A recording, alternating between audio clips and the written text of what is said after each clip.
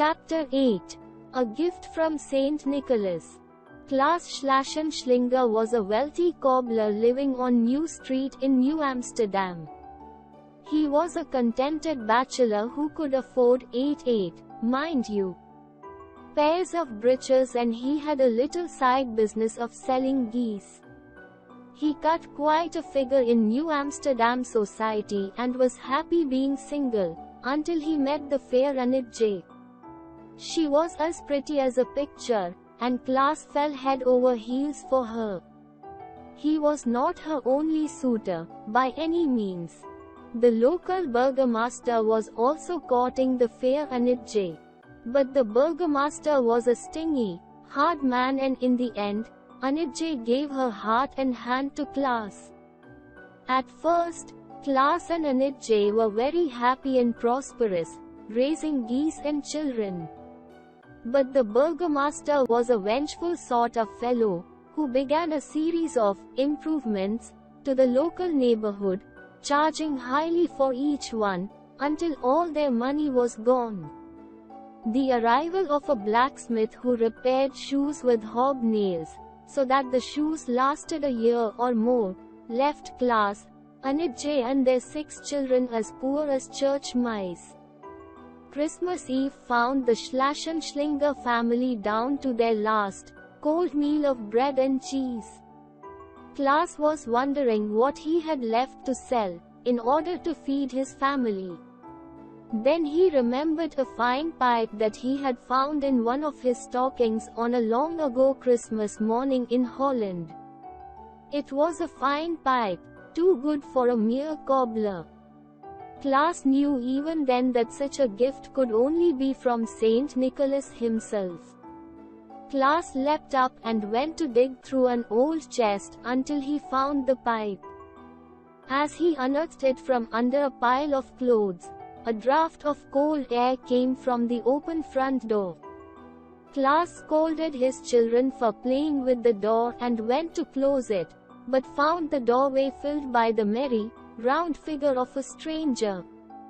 Thank you, I will come in out of the cold," said the man, stomping in the door and taking a seat by the poor excuse for a fire that blazed in the hearth. The family gathered around the white-bearded old fellow as he tried to warm himself.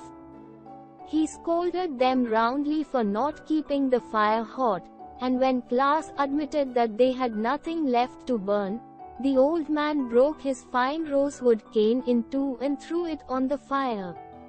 The cane blazed up merrily, heating the whole room and singeing the hair of the cat, which leapt away with a yowl of indignation, making everyone laugh. It was hard to be sober around this merry old man, who made sly jokes, told riddles, and sang songs. After sitting for half an hour with the family, the old man began rubbing his stomach and gazing wistfully at the cupboard. "Might there be a bite to eat for an old man on this Christmas Eve?" he asked Annette J. She blushed in shame and admitted that there was nothing left in their cupboard. "Nothing," said he. "Then what about that fine goose right there?" Annette J gasped, for suddenly the smell of a tenderly roasted goose filled the room. She ran to the cupboard, and there was a huge goose on a platter. She also found pies and cakes and bread and many other good things to eat and drink. The little boys and girls shouted in delight, and the whole family feasted merrily, with the little white-bearded old man seated at the head of the table. As they ate, Klaus showed the old man the pipe he meant to sell. "Why, that pipe is a lucky pipe," said the old man, examining it closely. "Smoked by John Calvin himself, if I am not mistaken. You should keep this pipe all your days and hand it down to your children." Finally, the church bells tolled midnight, and the little old man cried, "Midnight! I must be off."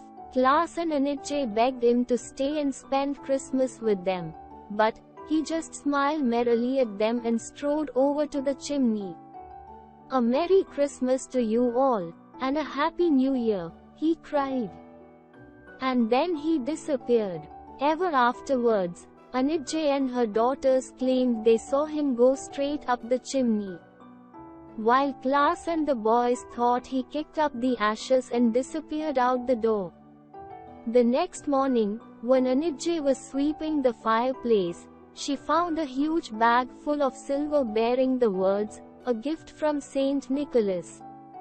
Outside the house, there arose a clamor of voices. When Klaas and Anitjay went to investigate, they discovered their wooden house was now made of brick. At first, the townsfolk thought they were in league with wizard. But when Klaas told them the story and showed them the new possessions and riches left to them by the old man, they made him the town alderman.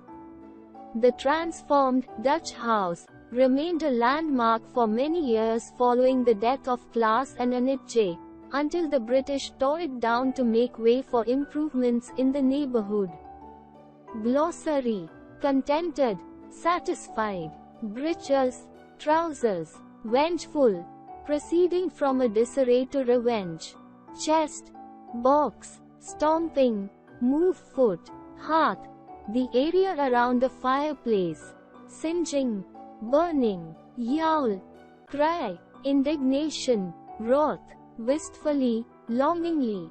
Gasped, took breath. Platter, plate, told, rang, strode, walked, clamor, shout, league, pact, wizard, witch.